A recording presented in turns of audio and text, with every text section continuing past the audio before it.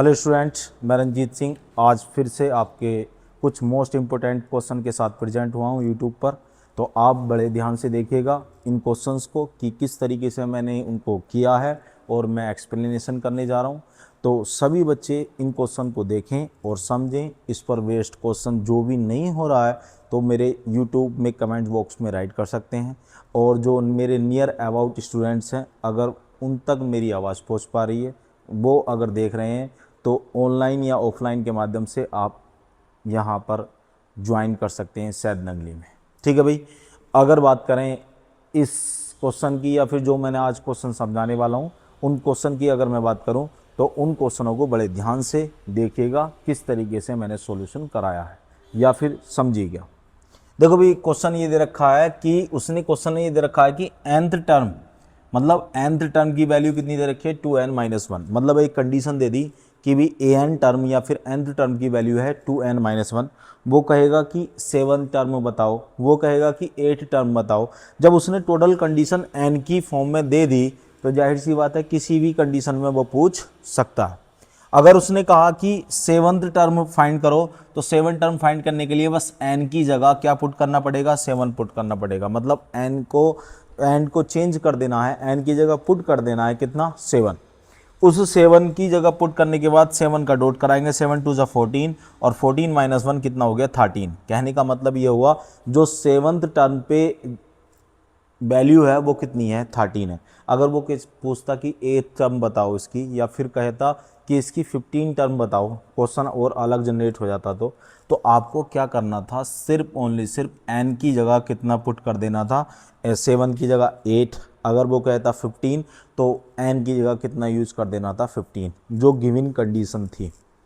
ठीक है भाई बच्चों, अगर समझ आ रहा है तो आगे बढ़ें, नहीं आ रहा है तो कहो मैं इसको दोबारा से एक्सप्लेनेशन कर दूं। ठीक है भाई, अच्छा कर दूं एक्सप्लेनेशन। तो उसके लिए क्या होगा, nth टर्म की वैल्यू कितनी दे रखी है 2n-1। 7 टर्म की वैल्यू क्वेश्चन मार्क, मतलब 7 टर्म पूछा है तो उसकी n की जगह हम वैल्यू पुट कर देंगे कितना 7। 7 2 14, 14 में से 1 गए कितना बचा 13। मतलब 7 टर्म कितनी होगी 13। अगर वो पूछता 15 टर्म तो हम n की जगह कितने यूज करते 15। मतलब कंडीशंस गिवन है तो समझ लो कोई भी वैल्यू वो पूछ ले। अगला क्वेश्चन है, अगला क्वेश्चन ये दे रखा है 4 7 10 dot dot dot last term दे दी 148, और उसने कहा कि इस सीरीज में कितने नंबर ऑफ टर्म्स हैं, मतलब इसमें कितने बच्चे खड़े हुए हैं। जैसे कि एक सीरीज दे दी, बोले पहले बच्चे की वैल्यू कितनी है 4 है, दूसरे बच्चे की वैल्यू कितनी है 7 है, दिखाई दे रहा होगा अच्छी तरीके से। दूसरे बच्चे की वैल्यू कितनी है 7 है, तीसरे की 10 है। बोले लास्ट वाले बच्चे की वैल्यू है 148। बोले इसमें कितने बच्चे हमने खड़े कर रखे हैं इस लाइन में, इस सीक्वेंस में, इस सीरीज में। तो उसके लिए हमें करना क्या होगा, सिर्फ ओनली सिर्फ हमारे पास L की वैल्यू दे रखी है 148, A की वैल्यू कितनी दे रखी है 4, ठीक है। D की value second term minus first term, मतलब क्या होगा अगर डिफरेंशिएशन निकालना है तो second term minus first term, ठीक है। तो वो डिफरेंशिएशन मतलब D की वैल्यू निकल जाएगी। सेकंड टर्म कितनी है आपकी 7 और फर्स्ट टर्म कितनी है आपकी 4। सबट्रैक्ट किया कितना आ गया D की वैल्यू। फॉर्मूला क्या लगा देंगे, चाहे वो लास्ट टर्म का फॉर्मूला हो, चाहे वो an टर्म का फॉर्मूला हो, चाहे वो nth टर्म का फॉर्मूला हो, सभी के लिए एक ही फॉर्मूला रहता है a + n-1 इंटू डी। अब L की वैल्यू कितनी दे रखी है 148, L की वैल्यू 148, A की वैल्यू कितनी दे रखी है 4, 4 को पुट कर लिया, बीच में प्लस का साइन, मतलब हमें n की वैल्यू पूछा n-1 इंटू कितना होगा 3। 4 को इधर ले आए, 4 को इधर ले आए, कितना आ गया 144 बचा होगा। और ये 3 इधर मल्टीपल में, इधर आने के बाद किस चीज़ में हो जाएगा डिवाइड में हो जाएगा। मतलब 144 को कितने से डिवाइड कर दी हमने 3 से कट कर दिया। 3 से कट करा तो कितना गया 48 बार। माइनस का n है, माइनस का 1 है, इधर को आके किस चीज़ का हो जाएगा प्लस का। 48 + 1 मतलब कितना हो गया 49 इक्वल कितना हो गया n। इसका मतलब हुआ कि जो आपको सीक्वेंस दे रखा था उसमें टोटल ऑफ नंबर कितने हैं 49, मतलब टोटल ऑफ नंबर्स कितने हैं उसमें 49, जो आपको सीक्वेंस दे रखा होगा। जैसे कि भाई कह दिया कि सीरीज में हमें नहीं पता कितने बच्चे हैं, लास्ट वाले की वैल्यू कितनी दे दी 148, और हमें कहा कि फर्स्ट बच्चे की वैल्यू कितनी है 4 है, फिर कितनी है 7 है, फिर कितनी है 10 है। तो उसी बीच उसकी जो लास्ट टर्म में जो वैल्यू है उस लास्ट टर्म्स में जितनी भी हमें फाइंड किया, हमने क्या फाइंड कर लिया, n की वैल्यू, जिससे ये पता चला कि इस सीक्वेंस में जो number of terms, number of child जितने हैं वो कितने हैं, 49। अगर इस तरीके से समझ आ रहा है तो आगे बढ़ें, वरना इस क्वेश्चन को दोबारा समझाएं। ठीक है भाई, अगला क्वेश्चन देखें। अगला क्वेश्चन ये कह रहा है, क्वेश्चन थोड़ा सा चेंज है और चेंज भी है, और उसने पूछा है कॉमन डिफरेंस। इसमें क्या पूछा है बच्चों, कॉमन डिफरेंस। और क्वेश्चन थोड़ा सा पेचीदा है, समझें बहुत अच्छी तरीके से कि इस क्वेश्चन में क्या क्या यूज हुआ है और क्या क्या होने वाला है। इसके लिए बच्चों, इसके लिए क्या दे रखा है उसने, एसपी। एस का मतलब क्या होता है, सम ऑफ टर्म्स। जो आपकी सीक्वेंस सीरीज होती है उन सभी डिजिट का सम क्या कहलाता है, एस। एस पी की वैल्यू दे रखी है कितना, ए पी स्क्वायर। पी मतलब नंबर ऑफ टर्म्स। फॉर्मूला क्या होता है, सम ऑफ टर्म्स का फॉर्मूला होता है एन अपॉन टू, टू ए plus n minus one into d. S की जगह जो डाटा गिवन था वो यूज कर दिया, मतलब कितना था, ए पी स्क्वायर, ए पी स्क्वायर लीजिएगा, ए पी स्क्वायर रख दिया। एन की जगह कितना यूज था, यहां बेस में कितना है, पी है, यहां पर एन था, तो जाहिर सी बात है एन की जगह कितना यूज होगा, पी यूज होने वाला है। तो कितना हो जाएगा, पी अपॉन टू ब्रैकेट शुरू, टू ए plus P minus one into d. हमें किसकी वैल्यू फाइंड करनी है, इस डी की। क्या हुआ, पी इधर है, इधर आकर किस चीज में हो जाएगी, डिवाइड में, और ये टू डिनोमिनेटर में, इधर आकर किस चीज का हो जाएगा, मल्टीप्लाई में। मतलब टू की मल्टीप्लाई इधर करा दी और पी को इसके नीचे लिया है डिनोमिनेटर में। पी से एक पावर कैंसिल, मतलब टू ए पी बचा, इक्वल कितना बचा था, two A plus P minus one into D. Two A को भी इधर लिया है, किस चीज़ का हो गया, टू ए किस चीज़ का हो गया, माइनस का। इक्वल में कितना बचेगा, P minus one into d. मतलब देखो इक्वल में बचा P minus one into D. अब इधर टू ए दोनों में से कॉमन ले लिया, कितना बचा यहाँ से पी, और यहाँ से कितना बचा, वन। मतलब जब कोई भी डिजिट कॉमन ली जाती है तो उसकी जगह कितना यूज रहता है, वन बचता है। कितना हो गया, टू ए p minus one, p minus one से पी माइनस वन कैंसिल, हमारे पास कॉमन डिफरेंस की वैल्यू कितनी आ गई, टू ए। समझ आ गई बात कि कैसे हमने एस एन की जगह ए पी स्क्वायर रखा, फिर उससे हमने डी की वैल्यू कैसे फाइंड करी। ये अगर समझ आ गया तो अगला क्वेश्चन आओ समझते हैं। देखो क्वेश्चन बहुत ही आसान है और सिंपल है। उसने कह दिया कोई एक सीरीज दे रखी है और सीरीज में फोर्थ टर्म पर जो वैल्यू है उसकी वैल्यू है 14, और 12th टर्म पर जो वैल्यू है वो उसकी वैल्यू कितना, 70। हमसे कहा कि इसकी फर्स्ट टर्म बताओ, मतलब ए की वैल्यू बताओ। क्वेश्चन अगर दूसरे वे में समझें कि हमने बच्चों की सीरीज लगा दी कि पहले छोटा बच्चा, उससे बड़ा, फिर उससे बड़ा, फिर उससे बड़ा, और उनकी वैल्यू डिस्ट्रीब्यूट कर दी कुछ ना कुछ। अब एक बार एक बच्चे ने हाथ उठा के कहा, सर मैं फोर्थ टर्म पे बैठा हूँ और उस फोर्थ टर्म की वैल्यू जो मुझे दी गई है वो 14 है। बोले ठीक है बच्चे, फोर्थ टर्म पे बैठा, तेरी वैल्यू 14 है। एक बच्चा कहता है, सर मैं 12th टर्म पर बैठा हूँ, मैं 12th लाइन में 12th नंबर पे हूँ और मेरी वैल्यू 70 है। तो जो सबसे आगे खड़ा था बोले, सर मेरी वैल्यू क्या है, मुझे तो बताओ। इस टाइप्स के क्वेश्चन को फाइंड करने के लिए एलिमिनेशन मेथड यूज करेंगे, जो हमने चैप्टर 3 में किया है, pair of linear equation into variable. तो इस टाइप्स के क्वेश्चन को सॉल्व करने के लिए फोर्थ टर्म का मतलब हो गया a प्लस 3d, मतलब एक कम करके। 12th टर्म का मतलब हो गया a प्लस 11d, मतलब एक कम करके, क्योंकि फॉर्मूला होता है nth टर्म का a plus n minus one into d, मतलब n में से एक कम किया जाता है। तो ऐसे ही फोर्थ टर्म में एक कम कर दिया 3d, 12th टर्म में एक कम कर दिया 11d। फोर्थ टर्म की वैल्यू दे रखी है 14 equal a plus 3d, equation first आ गई। 70 equal a plus 11d, equation कितनी आ गई, सेकेंड। इक्वेशन फर्स्ट को इक्वेशन सेकंड से क्या कर देंगे, एलिमिनेशन मेथड। क्या कर देंगे, एलिमिनेशन मेथड। एलिमिनेशन मेथड में इक्वेशन वन को ये किया गया a प्लस 3d इक्वल कितना हो गया 14। सेकंड में कितना यूज किया गया, a प्लस 11d इक्वल कितना हो गया 70।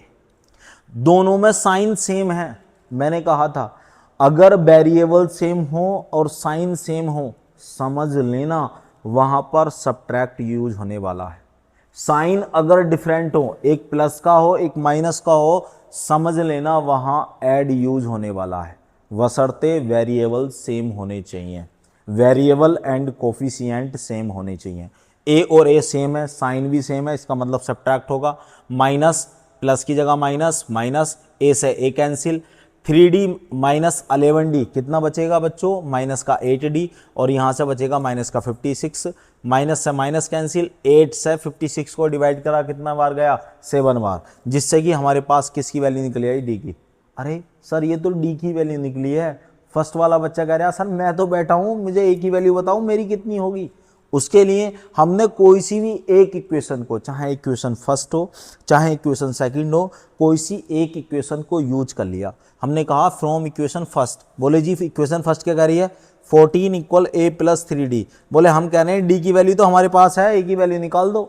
बोले ठीक है सर, बोले डी की जगह डी की वैल्यू रख दी, बोले 3 × 7 प्लस ए इक्वल कितना हो गया 14, मतलब 14 इक्वल ए प्लस 21, 21 को उधर ले आएंगे तो 14 माइनस 21 इक्वल ए की वैल्यू कितनी आ गई, माइनस का 7। इसका मतलब जो फर्स्ट नंबर पे बच्चा था उसकी वैल्यू कितनी थी, माइनस का 7, और फोर्थ नंबर पे जो बच्चा था उसकी वैल्यू थी 14। समझ आ रही है बच्चों किस तरीके से क्वेश्चन आ रहा कि भी हमें क्या क्या वैल्यू गिवन है और उससे हमें डी ए कैसे फाइंड कर पा रहे हैं।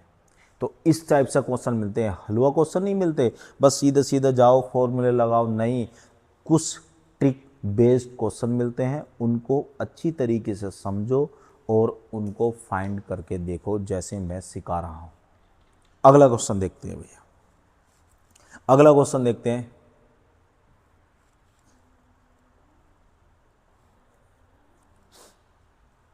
अगला क्वेश्चन है, क्वेश्चन आसान है लेकिन थोड़ा सा ट्रिक बेस्ड है, तो इसको समझना पड़ेगा कि कैसे हमें करना है और कैसे हमें सिखाया गया। क्वेश्चन ने कहा कि ए नाइन्थ टर्म, जो नाइन्थ टर्म है वो सेकंड टर्म की 6 टाइम है।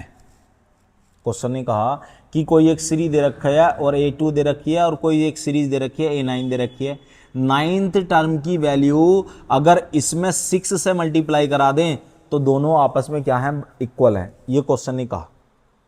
बोले ठीक है साहब, A9 का मतलब हमें जानते हैं कि A प्लस कितना हो जाएगा 8D, मतलब एक कम कर कर लिखा जाता है, और A2 का मतलब जानते हैं A प्लस कितना हो जाएगा D, कहने का मतलब एक कम करके लिखा जाता है। 6 से अंदर डॉट करा दी, कितना हो गया 6A प्लस 6D। अब A और D दोनों वेरिएबल को एक तरफ ले गए, इधर 0 बचा, तो माइनस के A में से 6A गया, कितना बचा 5A, 6D में से प्लस के माइनस का 8D गया तो माइनस का 2D बचा, और इक्वल में कितना हो गया 0। इसी टाइप से उसने बोले इनके बीच कहीं A5 है और A5 की वैल्यू कितनी दे रखी है 22। बोले ठीक है, A5 का मतलब कितना हो गया A plus 4D equal 22, equation second. बोले जी इक्वेशन फर्स्ट में देखो D के कोफिशिएंट यहाँ पर 2 दे रखा है और यहाँ पर D का कोफिशिएंट कितना दे रखा है 4 दे रखा है। सेम करने के लिए इक्वेशन 2 में क्या कर दिया, इक्वेशन फर्स्ट में किससे मल्टीप्लाई कर दी, 2 से मल्टीप्लाई कर दी।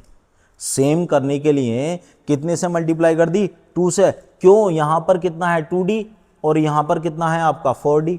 सेम करने के लिए कितने से मल्टीप्लाई कर दी मैंने, 2 से। 2 से मल्टीप्लाई करी तो इसका मतलब 2 5 में भी होगी, कितना हो गया 10A। 2 की मल्टीप्लाई 2D में भी होगी, कितना हो गया 4D, और 2 की मल्टीप्लाई 0 में होगी, मतलब कितना हो जाएगा 0। यहाँ तक समझ आ रही है अच्छी तरीके से। फिर देखो एक प्लस का है और एक किस चीज़ का, माइनस का। मैंने कहा था वेरिएबल सेम हो, कोफिशिएंट सेम हो, अगर साइन डिफरेंट है तो ऐड, अगर साइन सेम है तो क्या हो जाएगा सब्ट्रैक्ट, जैसा मैंने आपको समझाया है। 4D से 4D, A और 10A कितना हो गया 11A, और 22 ऐड करेंगे तो कितना हो जाएगा 22, 11 बन जा 11, 11 2 जा 22, कहने का मतलब A की वैल्यू कितनी आ गई 2। अब फ्रॉम इक्वेशन फर्स्ट यहां से हमें किसकी वैल्यू निकाल लेनी है, D की, तो कितना हो जाएगा 5 2 10 इक्वल कितना हो गया 0, और 10 इक्वल कितना हो गया 2D, 2 से कट कर दिया कितनी बार 5 बार, D की वैल्यू कितनी आ गई 5। क्वेश्चन ने कहा कि A और D तो आपने निकाल ली, अब मुझे AP फाइंड करके बताओ कि AP कैसे फाइंड होगी। AP के लिए हमने बिल्कुल शुरू में वीडियो बना रखी है, फॉर्मूला ये रहता है A प्लस कितना रहेगा 2D और एक प्लस कितना रहेगा 3D, ए प्लस कितना रहेगा 4D, ए प्लस कितना 5D। मतलब उसमें D इंक्रीज करते चले जा रहे हैं भाई। तो एक ही जगह एक ही वैल्यू रख दी, कितना 2, और ए प्लस डी मतलब ए प्लस कितना हो जाएगा 5, ए प्लस 2 इंटू क्रॉस कितना हो जाएगा। इस तरीके से देखा गया तो हमारी सीरीज 2, 7 और सभी में कितना 5 का डिफरेंस है। तो इस तरीके से हम सीरीज बना सकते हैं। तो आपके क्वेश्चन में ये कहा था कि भी अगर नाइन्थ